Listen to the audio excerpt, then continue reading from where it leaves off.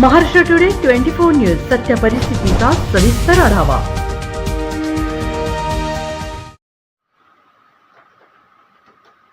चंदन सावरगावचा नवा पूल झाला असून अडचण नसून खोळंबा।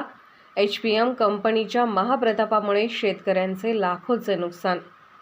केज तालुक्यातील मौजे चंदन सावरगाव या ठिकाणी 548D हा रस्ता करत असताना नदीवरील पुलाचे खोदकाम करताना उरलेले जुने मटेरियल म्हणजे दगड, वाळू, सिमेंटचे जुने साहित्य न उचलता उंदरी व केकत सारणीहून वाहत असलेल्या नदीपात्रात टाकल्यामुळे मूळ नदीचे पात्र बदलून परिसरातील शेतकऱ्याच्या शेतात पाणी गेल्याने शेतीचे अतोनात नुकसान होत आहे।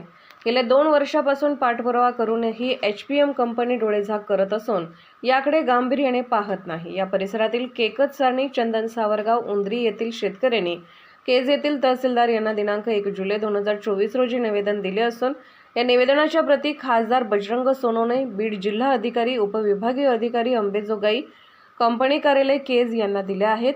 या निवेदनावर परिसरातील शेतकऱ्यांच्या सह्या असून या बांधकाम करणाऱ्या कंपनीने या नुकसानीची भरपाई करावी अशी मागणी केली आहे।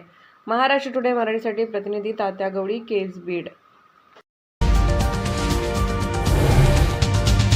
आजच महाराष्ट्र टुडे 24 न्यूजला सबस्क्राइब करा आणि सत्य परिस्थितीचा सविस्तर आढावा पहा।